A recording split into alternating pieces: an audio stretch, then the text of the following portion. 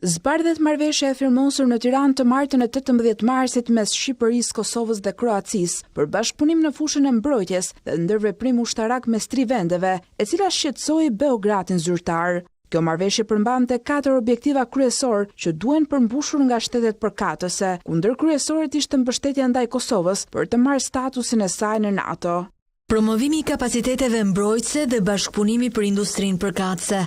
Rritja e ndërveprueshmërisë përmes edukimit, trajnimeve dhe stërvitjeve, kundër përgjigje ndaj kërcënimeve hibride dhe rritja e qëndrueshmërisë, mbështetja e perspektivës euroatlantike të Kosovës duke ofruar mbështetje për statusin e saj në partneritetin për paqe të NATO-s. Narrativ viktimizuese ka cilësuar ministri i mbrojtjes Piro Vengu deklaratën e presidentit serb Aleksandar Vučić, që e quajti marrëveshjen mes 3 vendeve hapjen e një gare armatime. Serbia, duke ndjekur prej 2 vitesh një politik të karrikës bosh në iniciativat rajonale, ja ka pezulluar në mënyrë të njëanshme vetes mundësinë për të nxitur ose për të marrë pjesë në konsultime shumëpalçe.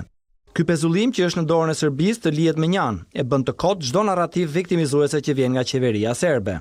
Në përfundim të reagimit, Vengu pohon se Shqipëria në historinë e saj nuk ka precedent traktesh të fshehta në dëm të fqinjeve, siç e kanë pasur shtetet të tjera.